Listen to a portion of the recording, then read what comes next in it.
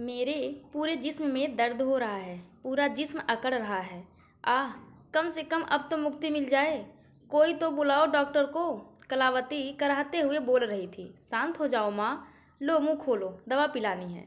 रंजू बोली, मेरी बच्ची, अब समय आ गया, मैं नहीं बचूंगी। कहते हुए कलावती ने गिलास लगभग छीनते हुए पकड़ा और दवा एकदम गटक ली। रंजू को लगा कि माँ के जिस्म में चेतना आ रही है और वे सही हो जाएंगी। वैसे भी पहले भी कई बार ऐसा ही कुछ हुआ था। अभी वह सोच ही रही थी कि गिलास के गिरने की आवाज़ आई और उसकी माँ कलावती का शरीर एक ओर लुढ़क गया। माँ, माँ उठो, बात करो मुझसे, आंखें खोलो ना। पर माँ तो जा चुकी थी, दूर, बहुत दूर। कमरे में सन्नाटा छा गया था। अगर कोई विलाप कर रहा था तो वह थी रंजू। रोते हुए उसने अपने पति को सूचना दी और वहीं बैठ गई। वह माँ के पार्थिव शरीर को पत्थर बनी ताकती रही। रात के 1:30 बजे हैं, सब काम सुबह होंगे, कहकर भाई भाभी अपने कमरे की तरफ चल दिए। वह बार बार माँ को छू कर देखती, उम्मीद लिए कि शायद वापस आ जाएंगी वे, फिर सब की शिकायत करेंगी उससे। कितना दुखी जीवन था उसकी माँ कलावती का। रंजू ने जब से होश संभाला हमेशा माँ को रोते ही देखा। एक जल्लाद पति राजेश हमेशा नशे में धुत, कहने को तो स्कूल अध्यापक था, पर ताश खेलना और शराब पीना बस यही उसकी दिनचर्या थी। जब देखो तब वह कलावती को जलील करता, नशे में मारता, गालियाँ देता। कई बार उसने कलावती को जान से मारने की भी कोशिश की थी, लेकिन आदमी जो ठहरा। रात में अपने शरीर की प्यास बुझाने से भी वह बाज ना आता। सब कुछ सह रही थी कलावती, सिर्फ और सिर्फ अपने 3 छोटे बच्चों के लिए। कहाँ जाती वरना? ना तो सास ससुर का साया था और ना ही माता पिता का। नाम का भाई था जो कभी कभी पत्नी से छिप कर मिलने आ जाता था और चुपचाप कुछ रुपए दे के हाथ में रख जाता था। राजेश की आधी से ज़्यादा कमाई अयासी में उड़ जाती। जैसे तैसे घर की गाड़ी चल रही थी। बच्चों के साथ परेशानियां भी बड़ी होने लगी। राजेश के काले मन को कलावती भांप गई थी। इसीलिए साय के जैसे वह रंजू के साथ रहती। एक दिन पड़ोस में गमी में जाना पड़ गया तो वह रंजू की जिम्मेदारी अपने बड़े बेटे पर सौंप कर चली गई। राजेश को जैसे भनक लग गई थी। उसने अपने बेटे को किसी काम से बाजार भेज दिया और रंजू को अपनी बाहों में दबोच लिया। वह अपने को छुड़ाने के लिए छटपटा रही थी, पर राजेश पर तो शैतान हावी था। अचानक कलावती आ गई। यह देखते ही वह गुस्से में पागल हो गई। वहीं एक बांस रखा था, आओ देखा न ताओ। वह राजेश को पीटने लगी। कमीने, बेशर्म, चला जा यहाँ से। बाप के नाम पर धब्बा है तू, कभी सूरत मत दिखाना। मैं नहीं चाहती तेरा साया भी मेरे बच्चों पर पड़े। रंजू सहमी सी खड़ी देख रही थी। यह सब धमकी देकर राजेश वहाँ से चला गया। अब कलावती सिलाई और बिंदी बनाने का काम करने लगी। उसी से घर खर्च चल रहा था। बड़े बेटे ने पढ़ाई छोड़ दी, उसे शराब और सट्टेबाजी की लत लग गई। अक्सर नशे में वह माँ को कोसता और गाली देता। वह बाप के जाने का दोषी माँ को ठहराता था। कलावती खून के आंसू पी कर रह जाती। कलावती को बड़े बड़े होते बच्चों की चिंता सताने लगी थी। सो मझले बेटे को उसके मामा के घर भेज दिया आगे पढ़ने के लिए। इंटर पूरा करते ही रंजू के हाथ पीले कर दिए।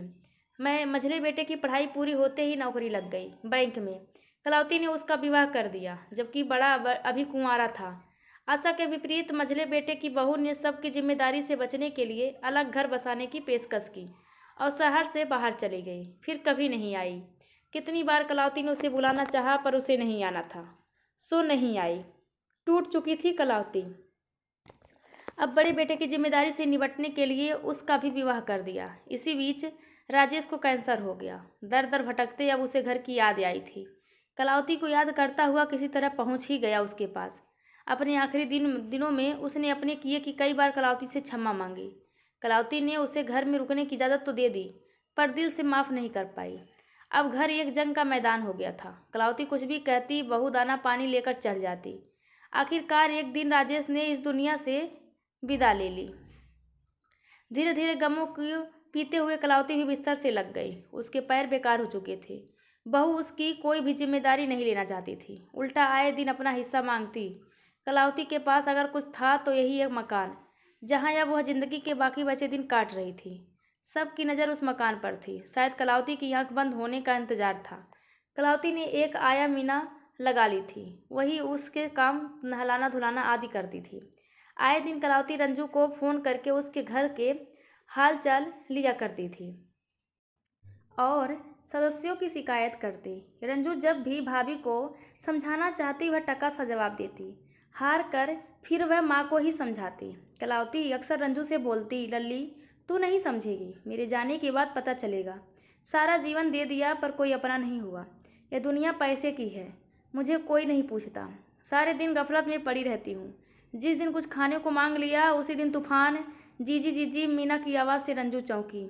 जीजा जी आ गए। पति को देखते ही उसके सब्र का बांध टूट गया। वह खूब रोई। इतने में मीना ने एक पत्र उसके पति को देते हुए कहा, अम्मा लिख गई हैं, कह रही थी मेरे बाद रंजू को दे देना। शायद कलावती को अपने आखिरी समय का एहसास हो गया था। रंजू ने पत्र पति के हाथ से ले लिया। आंसू पोंछते हुए पत्र पढ़ने लगी। रंजू बेटी, तू दुनिया की सबसे अच्छी बेटी है। तूने मेरी बहुत सेवा की। मेरी एक विनती है कि मेरे बाद मेरा क्रियाक्रम संबंधी काम एक ही दिन में पूरा कर देना। जिन बहू बेटों के पास जीते जी मेरे लिए समय नहीं था, उनको बाद में भी परेशान होने की ज़रूरत नहीं है। पिछले महीने ही तो मेरे लिए कपड़े लाई थी, वे सब बांट देना मेरी रोटी के लिए। जिनके पास रुपए नहीं थे वे मेरे बाद मुझ पर खर्च ना करें। दामाद जी, आप इस घर का सौदा कर दें। उसे उस सौदे से मिलने वाली रकम के 3 हिस्से करना। एक हिस्सा इन दोनों लड़कों का और दो हिस्से में से एक मीना को दे देना। बेचारी ने बहुत ध्यान रखा मेरा। अगले महीने उसकी लड़की की शादी है। एक हिस्सा मेरी नातिन का है। रंजू बेटी, तू मेरा बेटा भी थी। मेरी हर छोटी से छोटी ज़रूरत और इच्छा का ख्याल रखा तूने। शायद मैं जिंदा ही तेरी वजह से थी। कर्जदार हूँ मैं तेरी। सदा खुश रहो। सबको तेरी जैसी बेटी मिले। माँ, सबकी आंखों से अविरल आंसू बह रहे थे। माँ के कहने अनुसार एक ही दिन में सब कार्य कर रंजू अपने पति के साथ भारी मन से वापस अपने घर चली गई। माँ के साथ ही उसके दुखों का अंत हो गया था। बड़ी दुखदाई एक कहानी का अंत हो गया था। बड़ा लंबा वनवास था यह। 70 साल का सफ़र कम नहीं होता, जो कलावती ने अकेले ही तय किया था। जीवन जिया तो था उसने, लेकिन सुख के दिन क्या होते हैं कभी नहीं देख सकी थी। दोस्तों, यह कहानी आप सभी को कैसी लगी कृपया कमेंट करके ज़रूर बताएं और चैनल को लाइक शेयर और सब्सक्राइब करना बिल्कुल ना भूलें। धन्यवाद आप सबका।